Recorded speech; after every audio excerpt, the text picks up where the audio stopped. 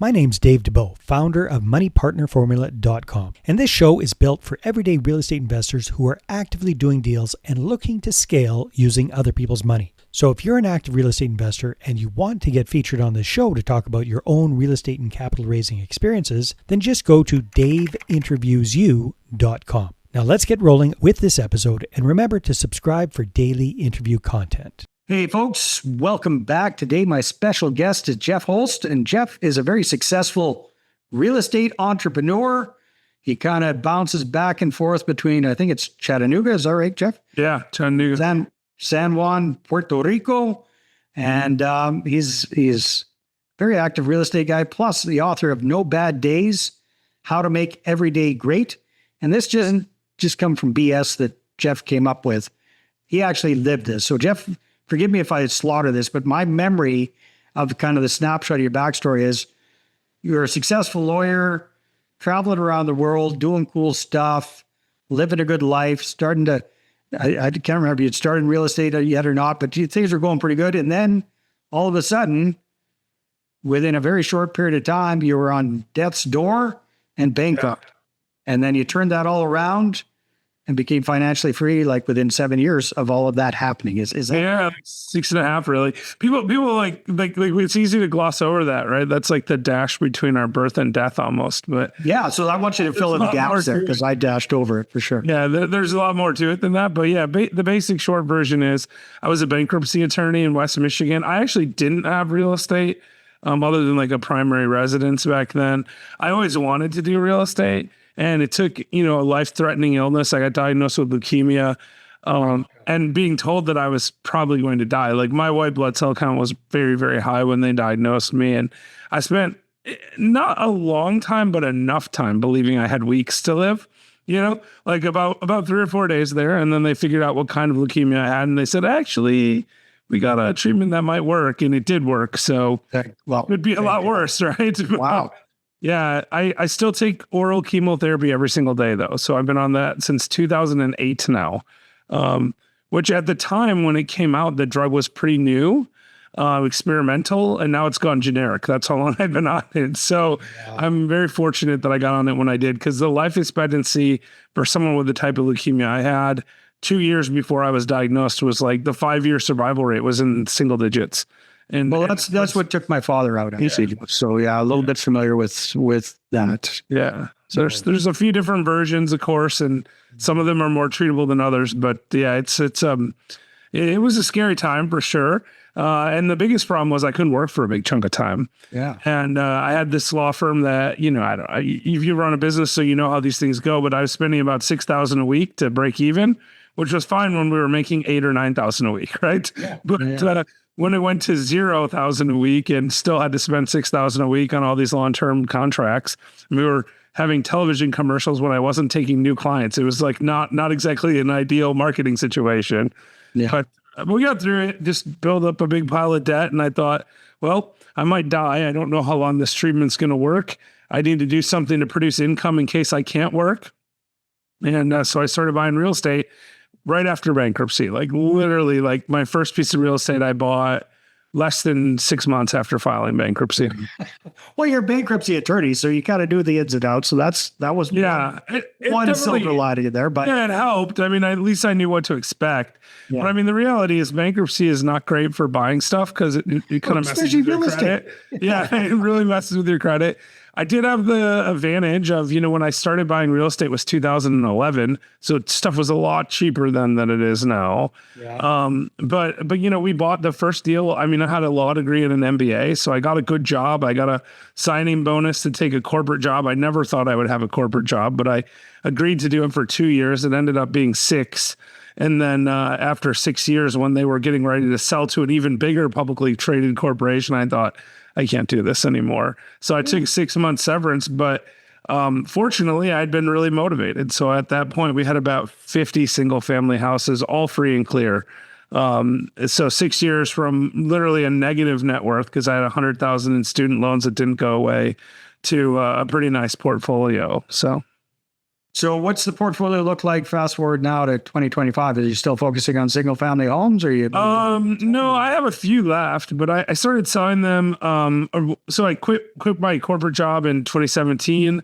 I thought I was just going to hang out. I'm just going to chill out at the beach or something.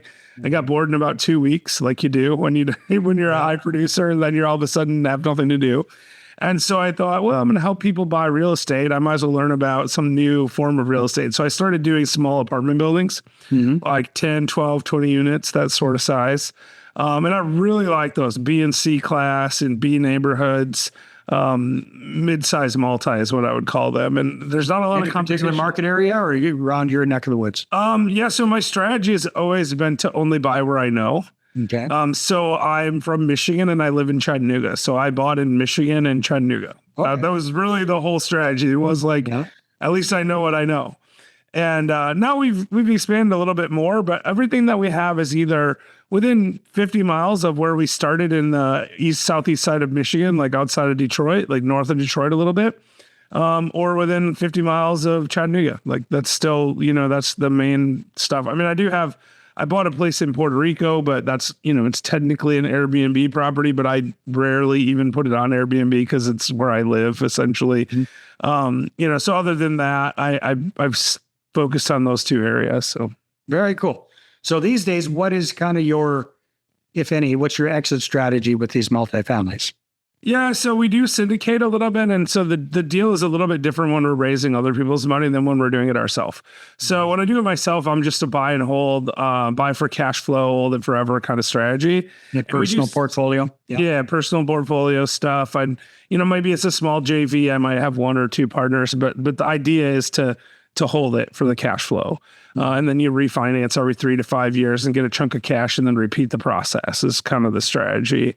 And we've done pretty well with that. And when we started up, especially like right before COVID and right after the COVID shutdown, stuff was like pretty easy to make money. So we just kept buying and we ran out of money. So then we started raising other people's money to buy them. And those have all done pretty well too. But honestly, the last couple of years, we haven't seen deals that meet our parameters. So we haven't been buying much. I did buy an office building earlier this year, but it was like, it was a particularly good deal and we were already managing the property. So we had a pretty good idea of what it was going to be capable of at that point. Right. Interesting. All right, Jeff. Well, are you seeing opportunities coming down the pipeline now that things are starting to shake out? Yeah, a little bit because, you have a lot of, especially in the larger multifamily, you have a lot of people that are running up against variable rates. And so there's a lot of people that just aren't making money, which is going to create a ripple effect. It hasn't happened too much now, but when you couple that with interest rate reduction that we got last week or whatever, depending on when you're listening to this, of course, but when you couple it with that, I think there's going to be some opportunity. It actually kind of feels like the interest rate reductions, if they have a couple more, might smooth that market out a little bit so we don't have a big drop off, which from my perspective is actually better for the world. It might not be better for us that are looking to buy stuff, but that's a different issue. Hey there, if you're a capital raiser, a syndicator, or a fund manager, and you're looking for a steady flow of incoming accredited investor leads, then go ahead, grab a free copy of my new book, How to Get 20 Accredited Investor Meetings Every Month Without Cold Calling, Networking, or Chasing People. You can get that at 20accreditedinvestorsbook.com. Again, that's the number 20accreditedinvestorsbook.com. So, Jeff, I'd like to circle back to that whole near-death experience you had and what kind of adjustment that had on your whole outlook of life, of business, of taking, it sounds like, taking massive action and how, 15 years later or whatever it is, almost 20 years now, actually, if anything's changed in your outlook.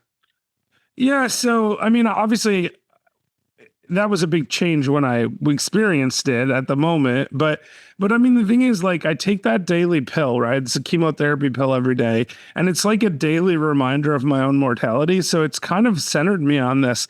Like, I have to live my life now. Like, I will tell people all the time, someday is not on the calendar, right? It's just like, it might never come. And if we don't take advantage of the things that we're supposed to be doing, we lose that opportunity. And I've tried to live through that lens of like, we can't guarantee our health. We can't guarantee how much time we'll have. So I've actually probably upped my adventure a lot. Like I've traveled a lot more post-diagnosis. You traveled a hell of a lot pre-diagnosis, it looks like. Yeah, I did a little bit beforehand too. Yeah, so I won't say that. I backpacked around Europe in '99. That's kind of where it started my my plan to travel more. I just loved that so much.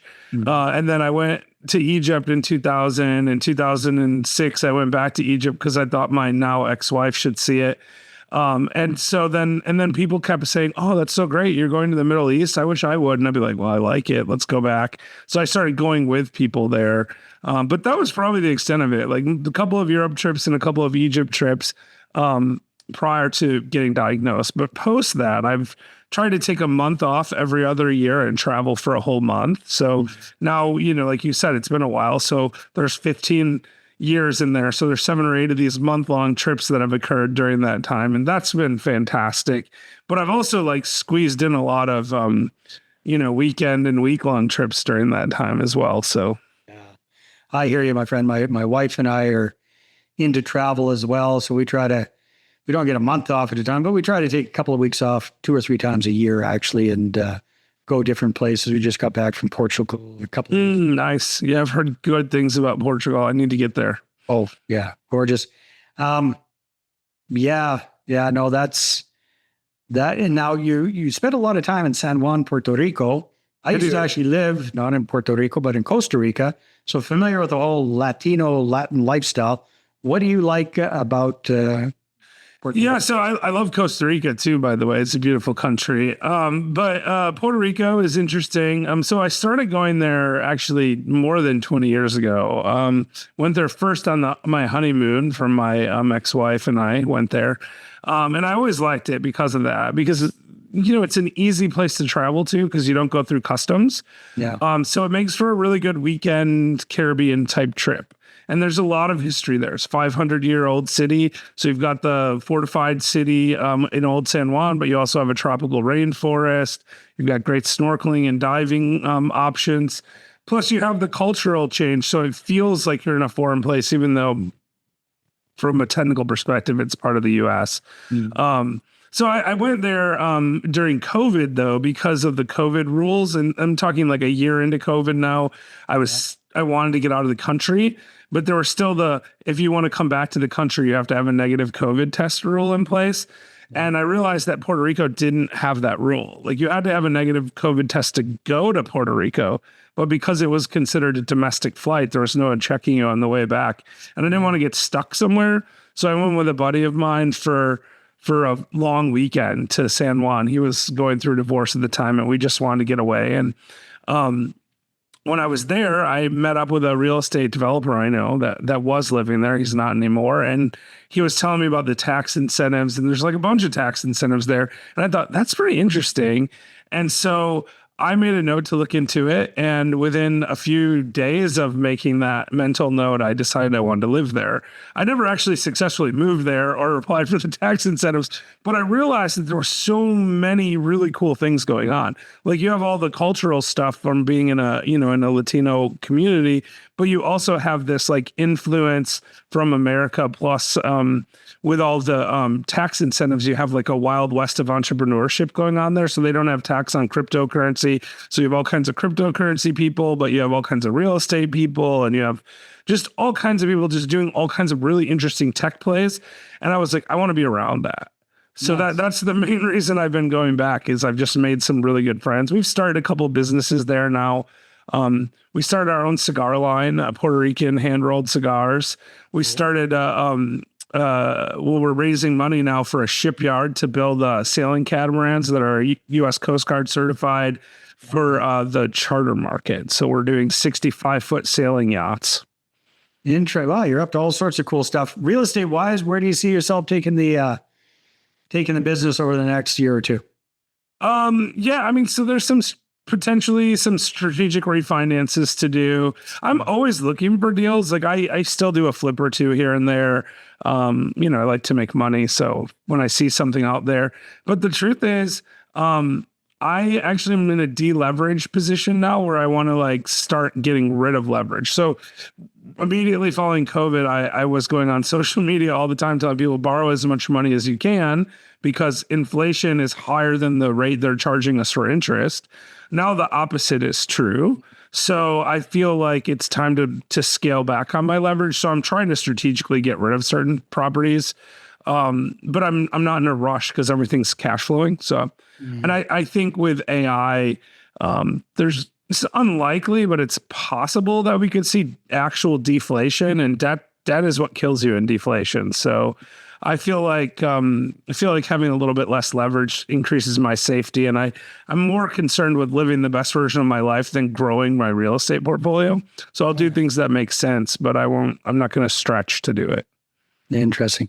So are you looking at, with that said, are you still looking at any deals? You looking at buying anything? You looking at raising capital or?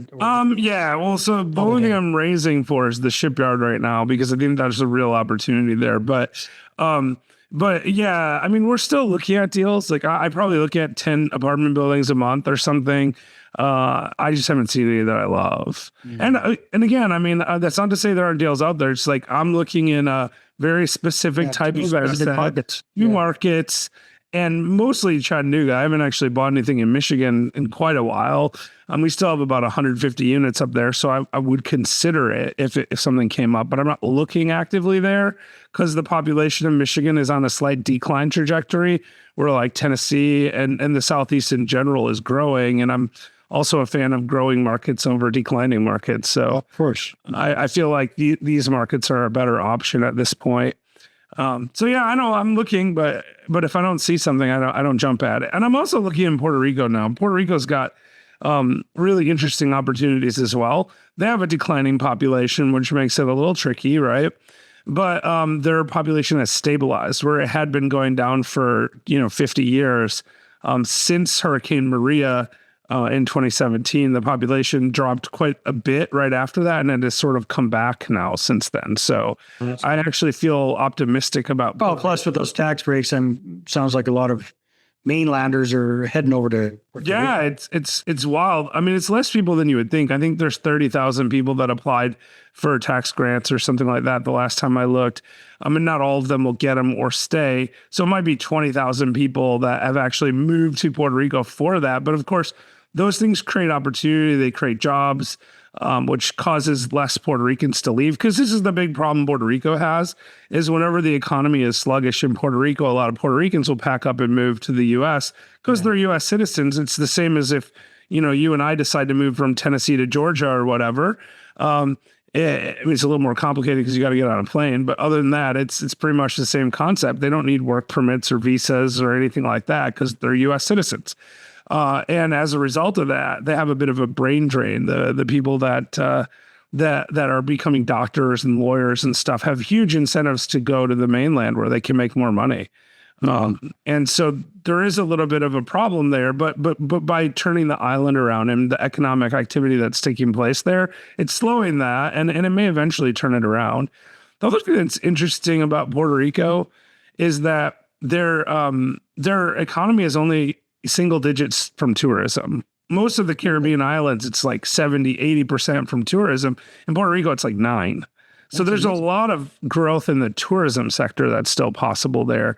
I mean, they do get a lot of cruise ships, of course, and they have a huge international airport in San Juan, which has set the record every year, except for the COVID year, for the most tourists coming into the island. So, I mean, it's a growing tourism market. We know that for sure. So there's a lot of opportunity in that. And like you said, if you couple that with being exempt from federal income tax, which is wild, right? Like any money earned in Puerto Rico, it's only taxed in Puerto Rico. So yeah, that is really fascinating. As long as you're a resident. I mean, there's a few people need to follow the rules, but. So Jeff, I know you got a book, People No Bad Days. If people want to check out your book or find out more about you, where should they go? Yeah, so the book's available everywhere, whatever your favorite bookstore is. Yeah, I mean, just Instagram probably at Jeffrey Holst is probably the best way. Jeffrey. I put on my screen here only the short version of my name. So, but yeah, I'm pretty easy to find. If they Google me, they'll find me wherever. That's my website. It's X, it's Instagram. It doesn't matter. They're all the same. Awesome. Jeff, thanks so much for being on the show. It's been a lot of fun. Yeah, I appreciate it. Thanks. All right, everybody, take care. We'll see you on the next one. Hey there, I really hope you enjoyed that episode. And as always, if you want to listen to more daily interview content, make sure you subscribe. And if you're an active real estate investor and you're doing deals and you'd like to get featured on this show, then just head over to daveinterviewsyou.com.